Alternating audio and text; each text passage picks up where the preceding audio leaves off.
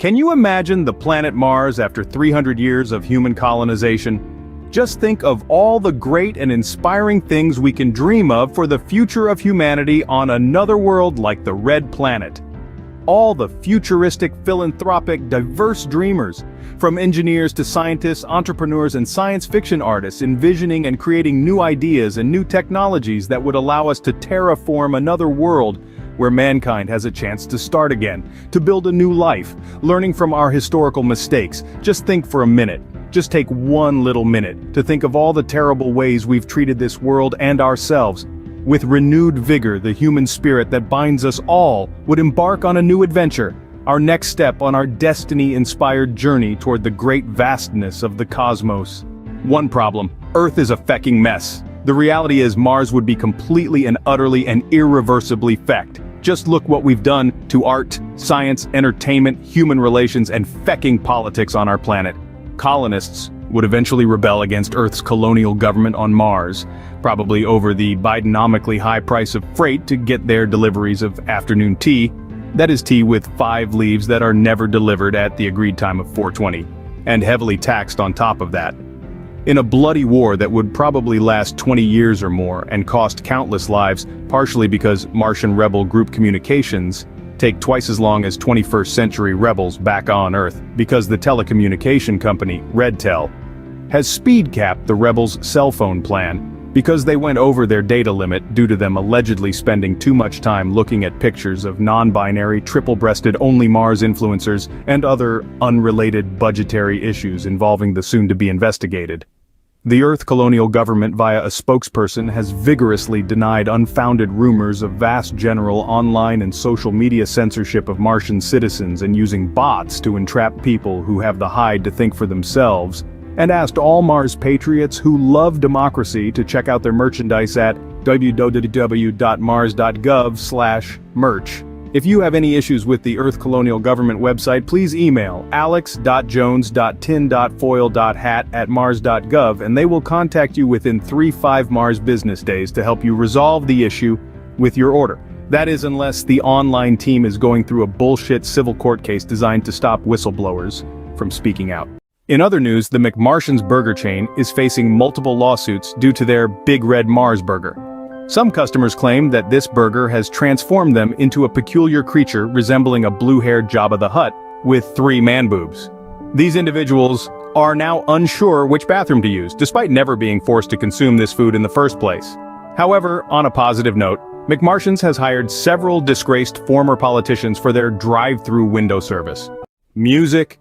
Oh, Buddha. Can you imagine a pop star from 2364?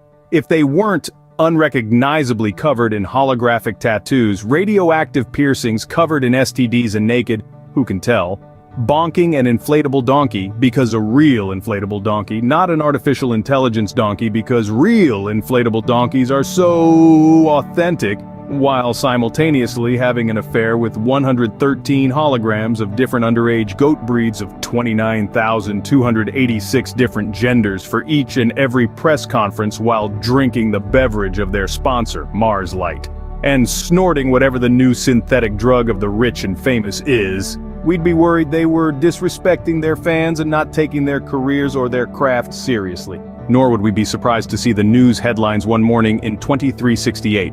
Mars Freedom Party leader arrested, imprisoned without trial forever, and labeled a terrorism after he apparently, and I quote, callously and without care for the lives of the brave, amazing, indeed heroic, and patriotic everyday citizens of Mars, dropped his guts after one too many beers, thereby causing the death by poison gas of hundreds of innocent men, women, children, and countless numbers of the other 29,286 hourly changing genders. This you can believe without question because the Mars colonial government said so, and it's a danger to Mars democracy to even think for yourself that anything at all could be different.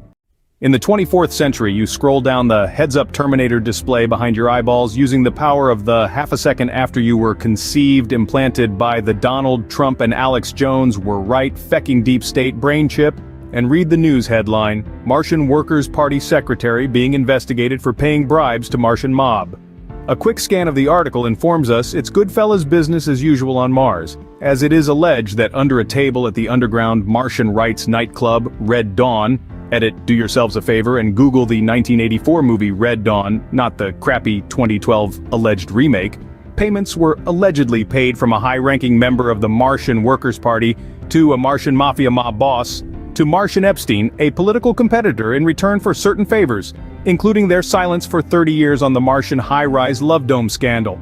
The high-rise domes, of course, were built by a cousin of the CEO of Guido's Building and Construction, and involving taxpayer-funded top floor overlooking New Davos Mars City, founded in 2030 by Bill Gates, non-clothed adult cocktail parties with very expensive horizontal refreshment contractors, and run by politicians from Earth and Mars, and certain used adult rubber items that were allegedly purchased using a Martian colonial government credit card from a Martian convenience store, which were allegedly discovered under the desk of the Martian colonial governor by the cleaning lady, alleged illegal Earth immigrant Consuela. The secretary said in a statement that they neither confirm nor deny the allegations, but instead they pulled out a nice and shiny newly minted race card, poked out their tongue and said, "Neener, neener." As for the environment on the red planet, Jinkies, Thelma, you think cow farts are driving Greta Thunberg bonkers here on Earth in the 21st century? Can you imagine what would happen if we had to use Martian methane as a fuel to power our holographic, horizontal refreshment toys we would purchase off adult Amazon Mars? Mr. Deepfakes would have a field day with certain alleged high-ranking political patrons of a certain Mars Vegas casino. And as for any indigenous Martians we encounter, don't fecking go there because we know what would happen to those poor bastards.